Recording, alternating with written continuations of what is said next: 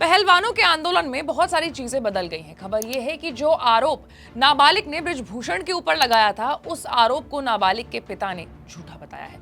लेकिन सवाल हमारा यह है कि आखिर झूठा बयान दर्ज ही क्यों कराया? क्या सच में बयान झूठा है या फिर डर के कारण उसे झूठा करार दिया जा रहा है?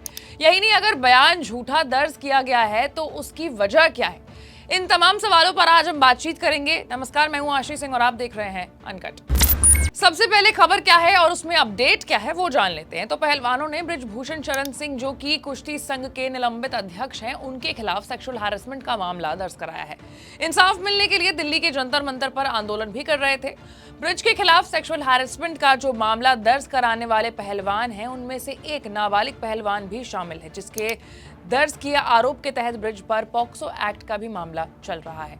इससे पहले खबर आई थी कि नाबालिग ने अपना केस वापस ले लिया है, लेकिन फिर आंदोलन कर रहे पहलवान साक्षी मलिक और बजरंग पूनिया ने यह सफाई दी थी कि ऐसी कोई बात नहीं है, ये कोरी अफवाह है। लेकिन अब फिर से ये खबर आ रही है कि अब नाबालिग के पिता ने ब्रिज के ऊपर लगाए आरोप झूठे बताए हैं। नाबालिग महिला पहलवान के पिता ने दावा किया है कि बृजभूषण सिंह के खिलाफ यौन उत्पीड़न की झूठी शिकायत दर्ज कराई थी उन्होंने। नाबालिग के पिता ने न्यूज एजेंसी पीटीआई से बातें करते हुए कहा है कि ऐसा उन्होंने कुश्ती संघ के अध्यक्ष से बदला लेने के लिए किया था। लेकिन सवाल अब भी यही है कि आखिर कोई भी पिता ऐसा क्यों करेगा?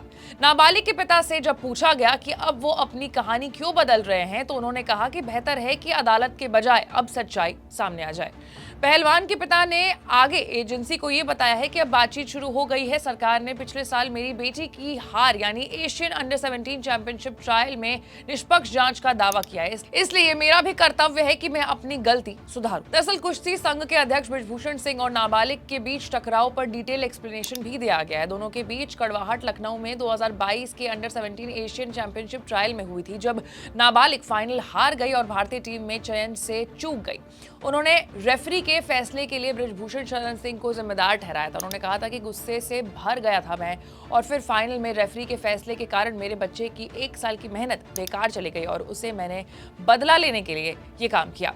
वहीं अब इस पूरे मामले पर बृजभूषण की भी प्रतिक्रिया आ गई है। वहीं यौन उत्पीड़न के मामले के बीच चल रही जंतर मंतर पर धरने में शामिल एक महिला पहलवान पुलिस की सुरक्षा में आरोपी बृजभूषण सिंह के घर भी पहुंची है। पहलवानों की इस कुश्ती की जंग के बीच में महिला पहलवान का इस तरीके से बृजभूषण के घर पहुंचना कई सारे सवाल खड़ा कर रहा है। ऐसे में कयास लगाया जा रहा है कि महिला पहलवान का इस तरह से बृजभूषण के घर पहुंचना क्या समझौते की कोई कोशिश है? साथ ही एक और सवाल ये भी है कि नाबालिग महिला पहलवान का बयान बदलने से इसका कोई कनेक्शन तो नहीं है। हाल में ही पहलवान बजरंग पूनिया और साक्षी मलिक ने केंद्रीय खेल मंत्री अनुराग ठाकुर से मुलाकात की थी। इस दौरान पहलवानों ने केंद्रीय मंत्री के सामने 4 मांगे रखी थी, जिनमें एक महिला WFI चीफ की नियुक्ति और उनके खिलाफ पुलिस FIR रद्द करना शामिल था।